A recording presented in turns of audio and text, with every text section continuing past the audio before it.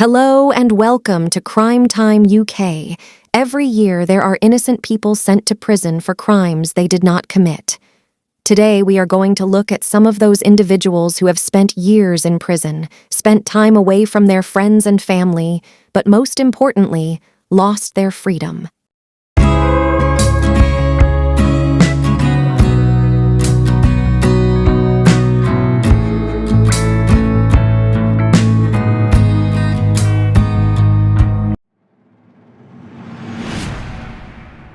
Meet the Birmingham Six, the six Irishmen who were each sentenced to life imprisonment in 1975 following their false convictions for the 1974 pub bombings.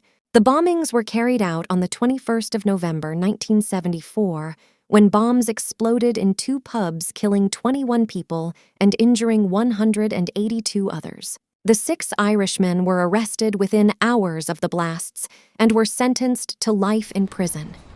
The men, who became known as the Birmingham Six, maintained their innocence and insisted police had coerced them into signing false confessions through severe physical and psychological abuse. The first target was the mulberry bush. The bomb exploded at 8:17 on the evening of November the 21st. There was a telephone warning to the Birmingham Post only 6 minutes before the detonation. 10 people were killed in the explosion, including 2 youths who had been walking past the premises. At the moment of the explosion, there were also dozens of injuries.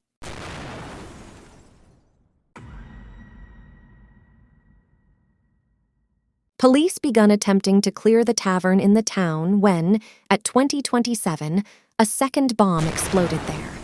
The blast was so powerful that several victims were blown through a brick wall. Their remains were wedged between the rubble and live underground electric cables that supplied the city center. One of the first police officers on the scene later testified that the scene which greeted his eyes was absolutely dreadful, with several of the dead stacked upon one another. Altogether, 21 people were killed and 182 injured in the pub bombings, making them the deadliest terrorist attack in mainland Britain during the Troubles. At 19:55 on the 21st of November, scarcely 20 minutes before the first bomb had exploded, 5 men, Patrick Hill, Gerard Hunter, Richard McIlkenny, William Power, and John Walker, had boarded a train at Birmingham New Street Station. These men, who, alongside Hugh Callaghan, would become known as the Birmingham Six, within 3 hours of the bombings, each man had been detained at Heysham Port and taken to Morecambe Police Station to undergo forensic tests to eliminate them as suspects in the bombings. Each man expressed their willingness to assist in these inquiries. The trial began on the 9th of June 1975 at the Crown Court, sitting at Lancaster Castle, before Mr. Justice Bridge and a jury. After legal arguments, the statements made in November were deemed admissible as evidence. The unreliability of these statements was later established. All 6 men emphatically maintained their innocence, stating they had never been members of the IRA, that they had not known James McDade had been a member of the Provisional Irish Republican Army until his death, and reiterating their earlier claims of having been subject to intense physical and psychological abuse upon their arrest. The trial lasted 45 days and saw 100 witnesses testify on behalf of the prosecution and defense. On 14th August 1975, the jury retired to consider their verdicts. These deliberations continued until the following day. On the afternoon of 15th of August, having deliberated for over 6.5 hours, the jury returned unanimous guilty verdicts in relation to the 21 murder charges against the Birmingham Six. Upon passing sentence, Judge Nigel Bridge informed the defendants, "You stand convicted of each of 21 counts on the clearest and most overwhelming evidence I have ever heard of the crime of murder." All 6 men were sentenced to life imprisonment. None of the 6 displayed any emotion upon hearing the verdict, although William Power saluted the judge.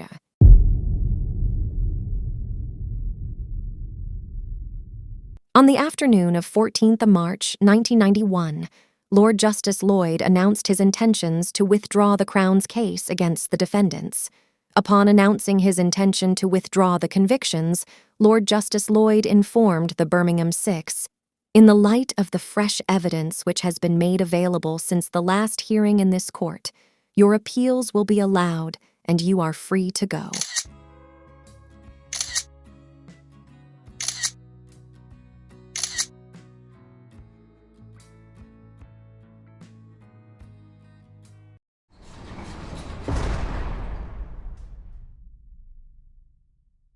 In 1974, 17-year-old Stephen Downing was convicted of murdering Wendy Sewell, a 32-year-old legal secretary, in the town of Bakewell in the Peak District in Derbyshire. Wendy Sewell was attacked in Bakewell Cemetery at lunchtime on 12 September 1973.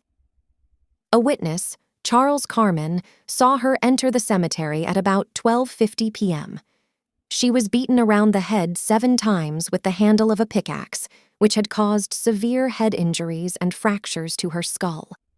She had been sexually assaulted, with her trousers, pants, plimsolls, and parts of her bra removed by her killer. When help arrived, the woman was still conscious, and she then tried to stand up before falling and banging her head on a gravestone. She died from her injuries in Chesterfield Royal Hospital 2 days later. The 17-year-old cemetery groundskeeper who found the body, Stephen Downing, was immediately suspected of committing the attack. He told police he wanted to wash blood from his hands, at which point he was arrested. He later told police that he had found Sewell lying on the ground, covered in blood, and that her blood got on his clothes because she shook her head. He was a virgin and had never had a girlfriend. Despite having learning difficulties and a reading age of 11, he was questioned for 9 hours without a solicitor present. He admitted he had committed the attack, saying that he had done it. At this point, Sewell had not died, and he was only charged with the lesser crime of assault. He then willingly signed a confession. After he confessed to the assault, it was revealed that Sewell had died, and Downing's charge was elevated to murder. Soon after, Stephen retracted his confession, claiming he was at home at the time of the attack. There was no evidence to support this claim. Downing's trial took place between 13 and 15 February 1974 at the Crown Court at Nottingham before Mr. Justice Neild and a jury. He pleaded not guilty to murder, although he admitted to sexually assaulting Sewell as she lay in the cemetery. A forensic scientist, Norman Lee, gave evidence that the blood found on the accused could only have been present if he had been responsible for the assault. Lee described this evidence as a textbook example which might be expected on the clothing of the assailant. Downing said at the trial that he had been using the murder weapon, the pickaxe handle, to break up firewood. By a unanimous verdict, and after only 1 hour of deliberations, the jury found Downing guilty of murder. He was sentenced to be indefinitely detained at Her Majesty's pleasure, with a stipulation that he should serve a minimum of 17 years. On 25 October 1974, the Court of Appeal heard the grounds for appeal and reached the conclusion that the witness's evidence of seeing Wendy Sewell walking towards the back of the consecrated chapel was unreliable due to some fully grown trees obstructing her line of sight.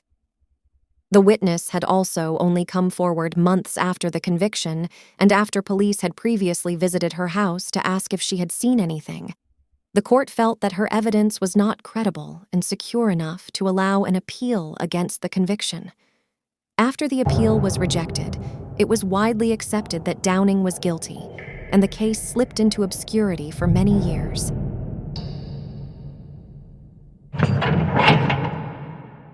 During the Derbyshire Police's reinvestigation in 2002, this witness was re-interviewed and accompanied back to the cemetery location. She reaffirmed that the fully grown trees, which have since been felled, would have obstructed her line of sight. She also revealed the knowledge that she is, and was, at the time, short-sighted. The witness, who was 15 years old at the time of the murder, was unable to give an adequate reason for why she came forward with her original evidence. Stephen Downing continued to deny committing the murder, so his family attempted to get support for another retrial, saying, "We just want him home." In 1994, they wrote to the local newspaper, the Matlock Mercury. The editor, Don Hale, took up the case and, along with Downing's family, ran a campaign. As part of the campaign, Sewell was claimed to be promiscuous and dubbed the Bakewell Tart. Hale found that the murder weapon, a pickaxe handle, was on display at Derby Museum. He organized his own modern forensic examination to be made of it. Mr. Downing's fingerprints were not found, although there was a palm print from an as yet unidentified person. However, the print could have come to be on the handle at any point in time, with it being contaminated over the years it was stored.